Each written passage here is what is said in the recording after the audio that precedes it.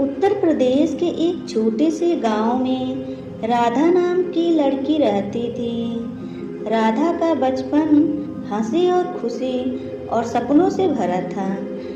उसके पिता राम प्रसाद खेती बाड़ी से जैसे तैसे घर चलाते थे। माँ कुसुम घर संभालती थी। राधा बचपन से पढ़ाई में तेज और स्वभाव से बहुत ही अच्छी विनम्र थी। राम प्रसाद हमेशा कहा करते, बेटी पढ़ लिख कर अपने पैरों पर खड़ी होगी तभी तेरा जीवन संवर जाएगा। राधा का सपना था कि वह अध्यापिका बने और गांव की बेटियों को शिक्षा दे, लेकिन समाज की हकीकत कुछ और ही थी। बेटी के विवाह की चिंता ने उसके पिता के दिल पर हमेशा बोझ डाल रखा था। जब राधा बीए करने लगी तभी एक दिन उसके पिता के पास रिश्ते का प्रस्ताव आया। लड़के का नाम राकेश था। वह शहर में प्राइवेट नौकरी करता था। पहली नजर में रिश्ता अच्छा लगा। राकेश परिवार वाले आए, राधा को देखकर बोले, लड़की तो सुशील है, पढ़ी लिखी भी है, लेकिन हमारे लड़के की नौकरी है, हमारी भी इज्जत है, कुछ दहेज की उम्मीद तो रखनी ही पड़ेगी। राम प्रसाद का चेहरा फीका पड़ गया। उनके पास क्या था? सिर्फ 5 बीघा जमीन और मामूली सी खेती, लेकिन समाज की इज्जत, बेटी की शादी, वो चुप हो गए। कुसुम ने धीमे स्वर में कहा, जी भगवान ने चाहा तो हम सब पूरा करेंगे। राधा यह सब सुन रही थी। उसका दिल कांप गया। वह सोचने लगी, क्या मेरा जीवन किसी सौदे की तरह बिकेगा? गांव में शादी की तैयारियां होने लगी। राम प्रसाद ने जमीन का एक टुकड़ा बेचकर और कर्ज लेकर दहेज की मांग पूरी करने की कोशिश की। शादी वाले दिन बारातें आई, ढोल ताशे बजे, सब तरह खुशी थी, लेकिन राधा के दिल में एक अजीब डर था।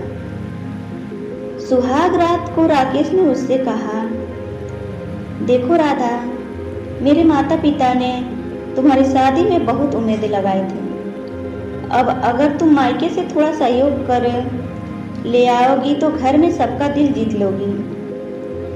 राधा चुप रही। वह जानती थी कि सहयोग का मतलब था दहेज। कुछ महीनों तक सब ठीक चला, लेकिन धीरे धीरे राकेश का असली चेहरा सामने आने लगा। उसकी माँ अक्सर ताने देती, अरे हमारे बेटे को तो स्कूटर तक नहीं मिला, लोग तो कार देते हैं, आजकल कैसी कंगाल बहू लाए हो। पिता भी रोज सुनाते, बिटिया तू अपने बाबूजी से कह एक मोटरसाइकिल दिला दे, नहीं तो हमारे बेटे का क्या मान रह जाएगा। राकेश भी राधा पर दबाव डालता, कभी गुस्से से कहता, कभी प्यार से बहलाने की कोशिश करता। राधा मायके जाकर माँ से रो पड़ी, माँ उन्होंने कहा है कि मोटरसाइकिल नहीं लाई तो मुझे चैन से जीने नहीं देंगे। राम प्रसाद की आंखें नम हो गई। उन्होंने कहा, बेटी मैं कोशिश करूंगा लेकिन कब तक तुम्हारे छोटे भाई बहनों का भी तो ख्याल रखना है। धीरे धीरे राधा का जीवन नरक बन गया। उसे घर में छोटी छोटी बातें पर प्रताड़ित किया जाने लगा।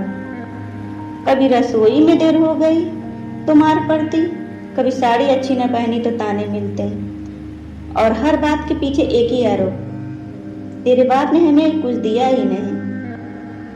राधा की हंसी गायब हो गई। उसकी आंखें हरदम आंसुओं से भरी रहती। वह रातों को जाकर सोचती, क्या बेटी होना पाप है? क्या मैं सिर्फ दहेज चुकाने के लिए पैदा हुई हूँ? एक दिन राधा ने माँ को चिट्ठी लिखी, माँ मुझे लगता है कि मेरी जिंदगी किसी सौदे की तरह है, मैं हर दिन टूट रही हूँ, अगर कुछ हुआ तो आप बाबूजी को संभाल लेना, मुझे अब जीने से डर लगता है। कुसुम ने यह चिट्ठी पढ़ी तो वो फूट फूट कर रोने लगी। उन्होंने तुरंत राम प्रसाद से कहा, हमारी बेटी खतरे में है, हमें उसे बचाना होगा। राम प्रसाद ने तय किया कि वह जाकर दामाद और उसके परिवार से बात करेंगे, लेकिन किस्मत को कुछ और ही मंजूर था। एक रात राकेश और उसके माता पिता ने राधा को बेहरामी से पीटा और उसके ऊपर मिट्टी का तेल डालकर आग लगा दी। पूरा मोहल्ला चीख उठा। राधा की चीखें आसमान तक पहुंची। लोग दौड़े, लेकिन तब तक बहुत देर हो चुकी थी। अस्पताल ले जाते राधा ने अंतिम सांस ली। राम प्रसाद अस्पताल पहुंचे तो बेटी की जली हुई देह देखकर जमीन पर गिर पड़े। उनकी चीख सुनकर पूरा वार्ड कांप गया। उन्होंने कांपते स्वर में कहा, हे भगवान, मेरी बेटी को जन्म देना क्या गुनाह है? मेरी मासूम बच्ची को इस दहेज ने निगल लिया। कुसुम बेहोश हो गई। पुलिस में केस दर्ज हुआ, पर राकेश का परिवार पैसे और पहुंच वाला था। गवाह डरने लगे, सबूत मिटाए जाने लगे। राम प्रसाद दर दर भटक रहे थे, कभी थाने, कभी कोर्ट, लेकिन हर जगह वही सुनने को मिलता, सबूत लाओ तभी कुछ होगा। फिर भी उन्होंने हार नहीं मानी। उन्होंने बेटी की आखिरी चिट्ठी को सबूत बनाया। लंबी लड़ाई के बाद कोर्ट ने राकेश और उसके माता पिता को आजीवन कारावास की सजा सुनाई। न्यायाधीश ने कहा, दहेज समाज का कलंक है, इसे मिटाना हर नागरिक का कर्तव्य है। राम प्रसाद की आंखों में आंसू बह निकले। उन्होंने आसमान की ओर देखते हुए कहा, बिटिया, आज तुझे न्याय मिला, काश तू जीवित होती। राधा की मौत ने गांव को झकझोर दिया था। लोगों ने प्रण लिया कि अब से किसी भी शादी में दहेज नहीं लिया जाएगा। राम प्रसाद ने बेटी की याद में एक राधा शिक्षक शुरू किया, जहां गांव की लड़कियों को मुफ्त में पढ़ाई कराई जाती। राधा भले इस दुनिया में न रही, लेकिन उसकी आत्मा समाज में बदलाव ही लौ बन गई।